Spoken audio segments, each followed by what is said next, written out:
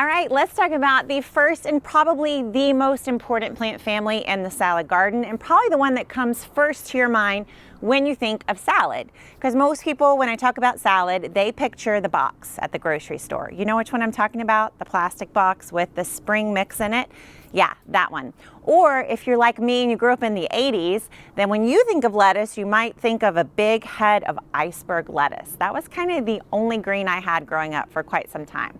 So both of those types of lettuces actually belong inside the same plant family, and that is the aster plant family, or the fancy Latin term is Asteraceae or something like that. Asters, if you've ever bought an aster in the fall, you know asters as that really pretty spread out flower. Usually you can get like purple or white or yellow. It's right beside mums, right, in the fall. Well, aster doesn't just describe that one flower, it actually describes an entire plant family. And aster flowers are one of them. But there's so many other plants inside that family as well. And most of the lettuces that we're accustomed to eating, cooking with, and enjoying in the kitchen belong in the aster family. I like to just summarize it by calling them sweet lettuces. Now, they're not all sweet, but they all tend toward the sweeter flavor, and they're typically the smaller lettuces that we grow in the garden. So I'm going to outline a few of the different plants inside the family, and then we'll talk about ways to grow them. So just some kind of one-off plants in the aster plant family would be what you see before you. Actually, zinnias are in the aster plant family. Sunflowers, daisies, dandelions. So many of the flowers that we enjoy in the garden are also in the aster family. But there's also so many of the typical lettuces that we like to eat. So we already talked about iceberg. That's obviously inside the aster family. That's probably one of the biggest lettuces that you would grow in the aster family. Another one that kind of is a heading lettuce is radicchio. Now this one kind of stretches on the sweet lettuce definition, but if you've ever had radicchio, like I call it killed salad, where you cut it up and roast it, it's so delicious. So radicchio is in the aster plant family as well. Another kind of a lettuce kind of more on the tart side is endive. So endive can be grown and harvested small and kept white, or it can get taller like this. So endive is also in the aster plant family. Other more like heads of lettuces would be things like butter crunch that you might be familiar with growing, or this one's called Marvel of the Four Seasons. It's got more of a red head. And I believe this one maybe is another butter crunch variety as well, maybe Tom Thumb. All right, and then we have some, the most common probably for the Caesar salad, and that would be romaine lettuce. So romaine is in the aster plant family as well. And then we have escarole as well. And just a red leaf lettuce, just a common red leaf lettuce is in there as well. So if you start to take a look at some of these, now these are harvested at a much bigger size, right?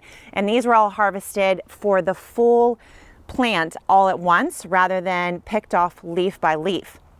But when you're growing aster plants, you can actually harvest either way. So you can either harvest the entire thing and grow it nice and big, or this plant would also work by growing it small and harvesting one leaf at a time.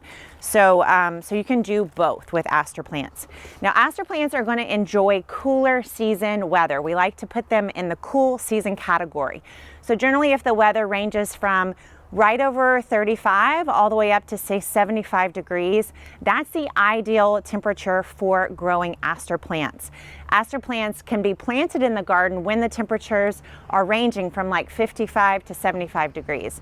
And I have planted them when it's very cold, when it's in the 30s or low 40s, and they still do well. They just don't sprout and germinate quite as quickly.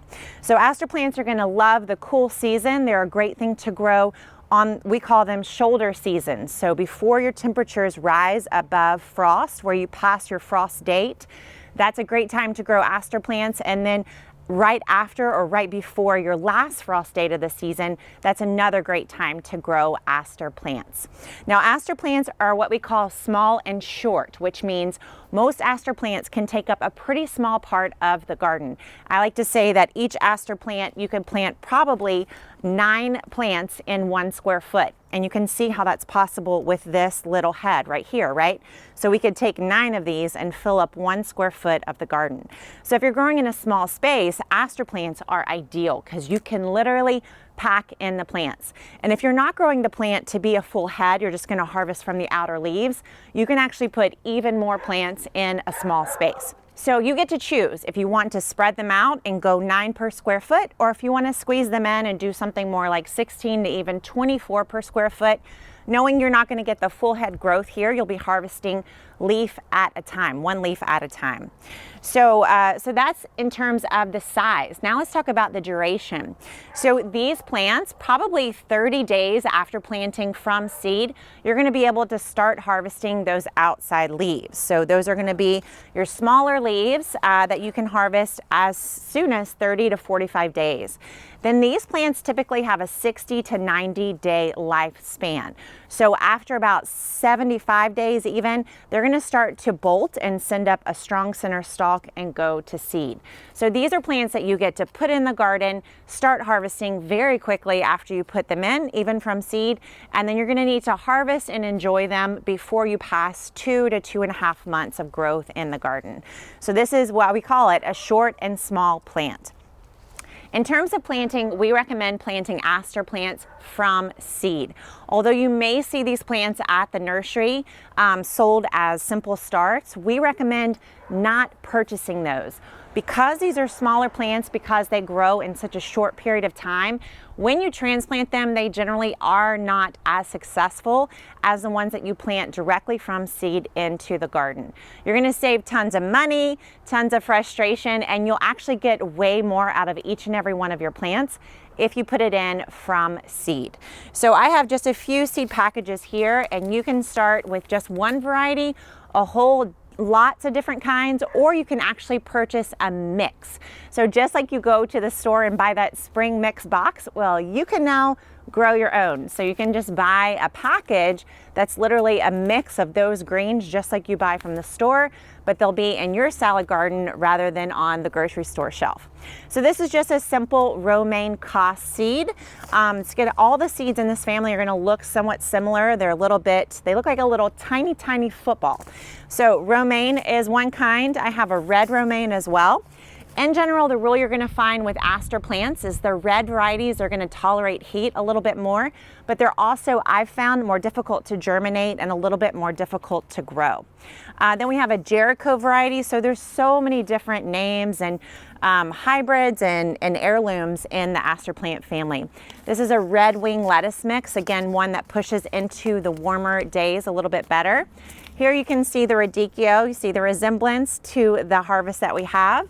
And then this is a butterhead, the marvel of 4 seasons. So believe it or not, these tiny seeds in say 45 to 60 days, these tiny seeds will grow from this, probably, I would say these are like a 1/4 inch big. They'll grow from that all the way in to this cute little head of lettuce. Isn't that a miracle? I think it's a miracle, and it's so delicious. Once you taste aster leaves from your salad garden, you'll never be able to go back to this grocery store variety, I promise. All right, so that is the aster plant family. It is probably the best one to start with. It's the one you're going to see loads of success with. And I think we all buy lettuce from the grocery, right? And typically it's from the aster plant family. So this is a simple and easy way to replace your grocery store greens with garden greens instead. You're going to love growing this variety. So try growing the aster plants, and we'll move on to the next plant family in the next lesson. See you there.